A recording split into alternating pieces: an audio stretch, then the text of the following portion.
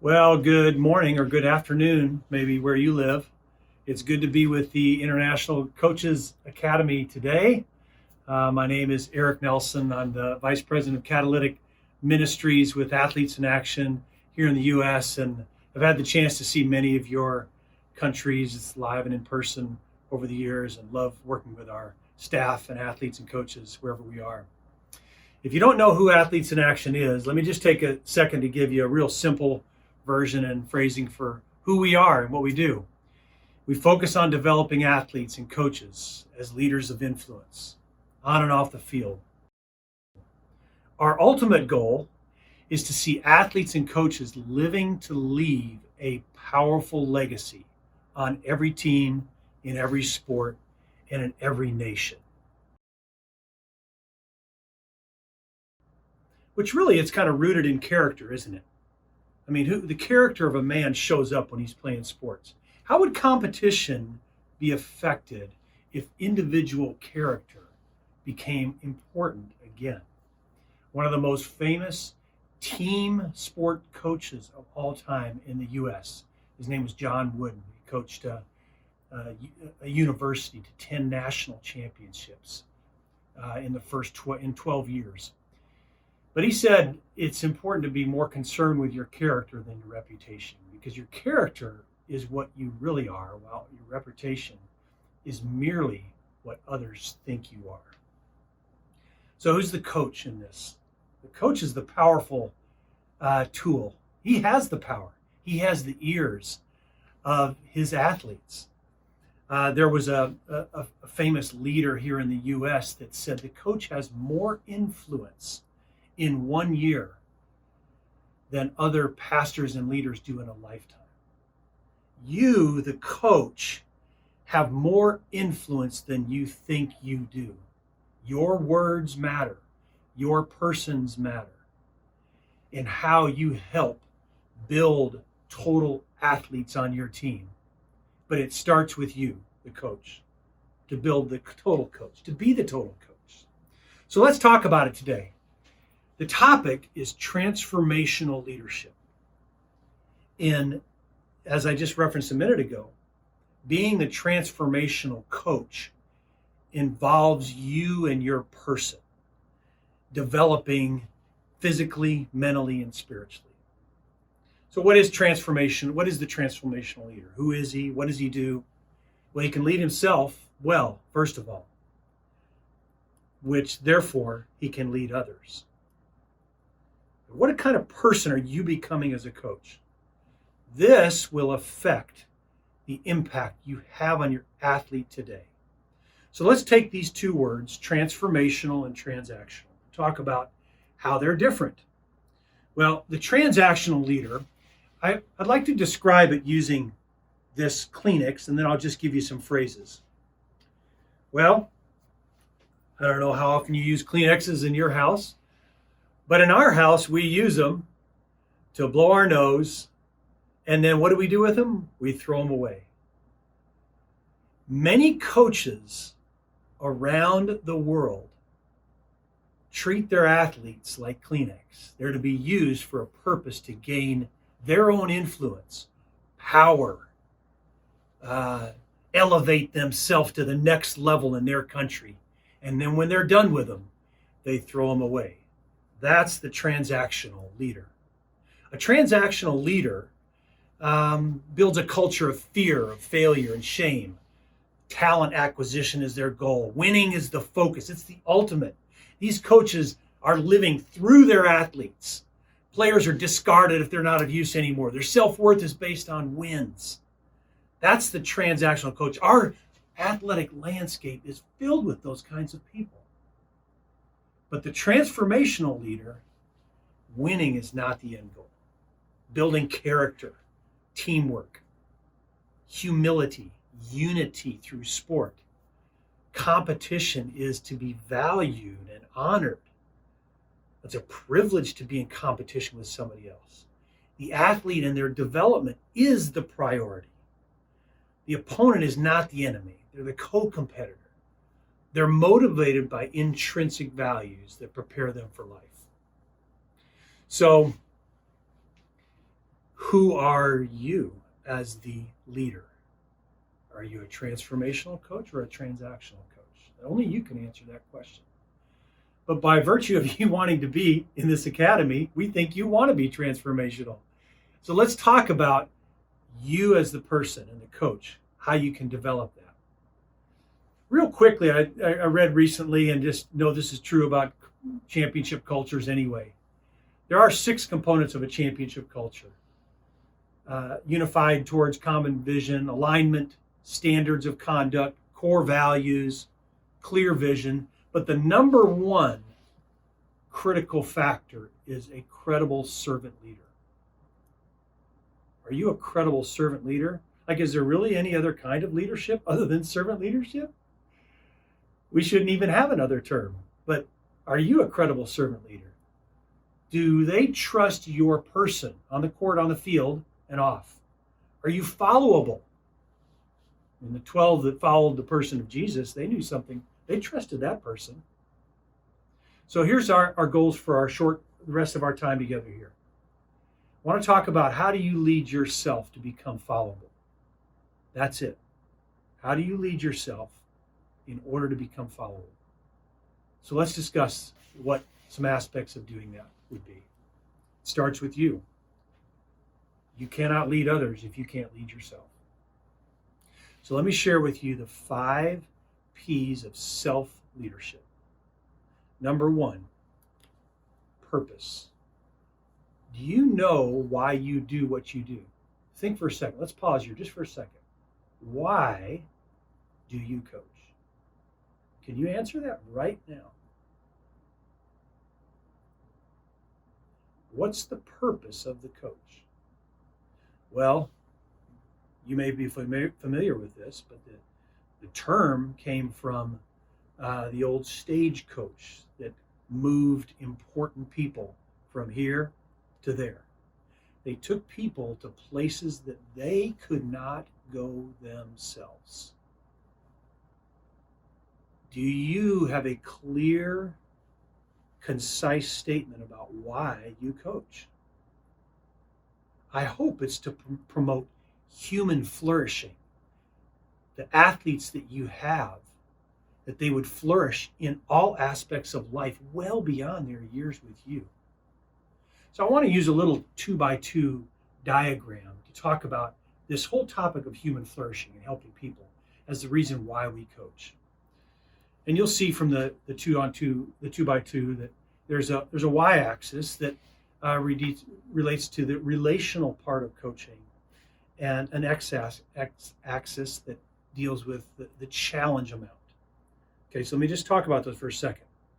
You know, if you're a high challenge coach, you tend to grade on players without any relationship. If you're only relational, then they may not follow you. So let's take a look at this. If you're high challenge and not relational, you just might be a mean person to them. If you don't challenge and you're really not relational, you're probably not even in this academy. You're apathetic and you don't lead people. If you're very relational, but you don't challenge, you're really more of a friend than a coach. But if you know how to develop relationships with your players and you know how to challenge them, then they flourish. Do you know why you coach? What is your purpose? Why do you do what you do? Is the player's experience consistent with what you would say why you do what you do? Is it consistent? Are you the same person with what you say and what you do? So, number 1 is purpose. Number 2, people, community in your life. Why is that important? There really are no lone rangers that are successful. They all have people around them. Why is that important? People give us courage. People protect us in our weakness. People help us face fears. As competent as you are as a coach, you have fears. Who are you sharing those with? People also help us experience grace in a different way. So here's some questions for you.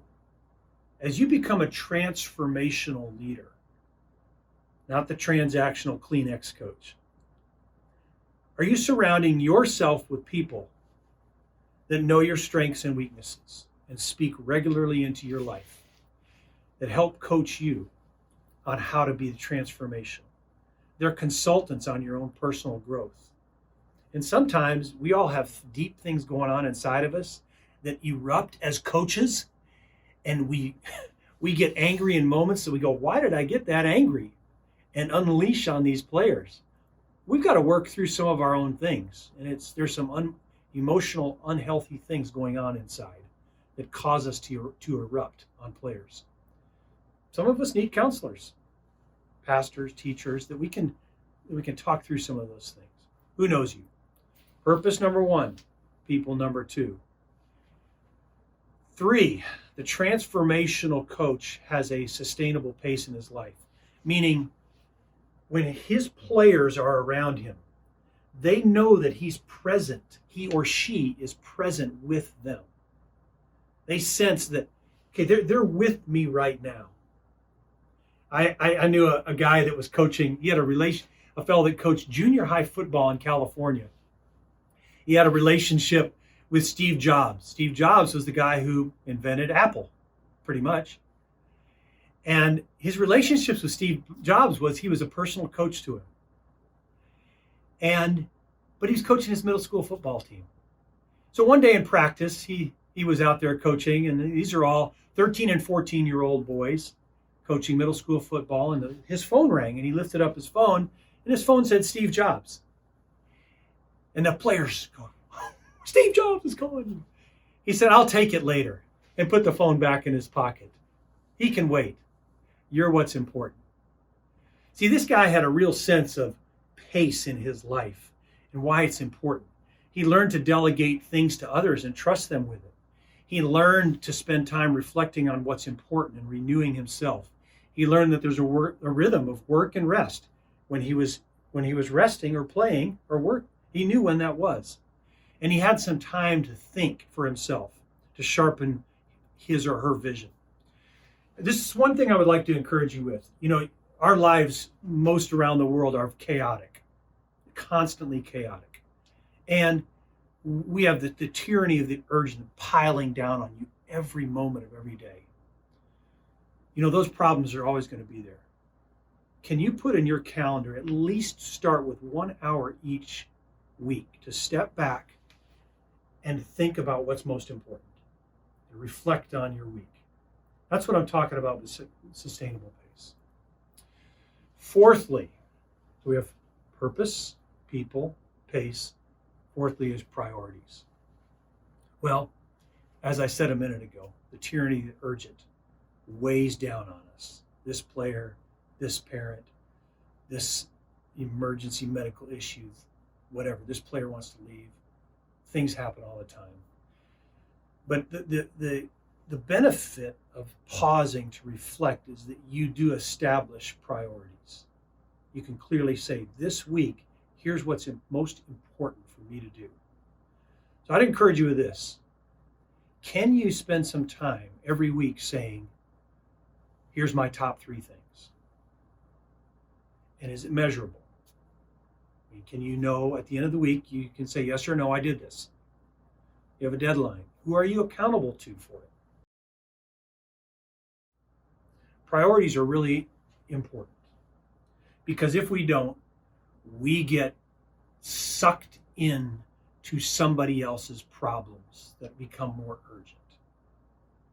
Very few leaders in life are able to spend the appropriate time on the most important and not urgent things. Very few leaders. Maybe you could be one of those leaders. Lastly, perspective. What is my perspective? What lens am I looking at coaching through? We talked about purpose, didn't we? Like, if you're really about the destiny of this player, living out who God has designed them to be as a person. If you're really about that, then you talk to them differently. You coach them different. You support them different. It doesn't mean you don't challenge them, but it just means you have a different perspective. But it's important to understand what lens I'm looking through as I coach. Long-term view, short-term view. When we have a short-term view, I can yell, scream, kick, throw things to get them to do what I want them to do right now. You're not blocking out. You're not hustling. You just kick and throw, do whatever I got to do to get them to do it right now. Sometimes that's necessary, right? But most of the time, it doesn't have a long-term view. Short-term success, long-term failure. How can I really get that athlete to own their own growth? That takes you stepping back. Let's consider the analogy of there was a famous telescope called the Hubble telescope. And you'll see a picture of it on the screen. Well, they spent, I believe the number was $40 million on this telescope, that they could see all the planets. And so they finished it and they sent it up. And when the picture started coming back down, actually, they were all blurry. They thought, we spent $40 million on this telescope and we don't have the results we want? What's the problem? Well, come to find out, one of the lenses, a little lens about this big, was in the wrong way. And all they had to do was turn it around. And everything became clear. See, that's what happens when we have the wrong perspective. It looks foggy to the players that we're coaching. We become transactional. Sometimes you need a perspective change so that things become clear as to why you're doing what you're doing. So those are the 5 things that we talked about there. Purpose, people, pace, priorities, and perspective. What kind of leader are you becoming? Transformational or transactional? Thanks for being with us in the Academy. I hope this is really beneficial to you as a leader.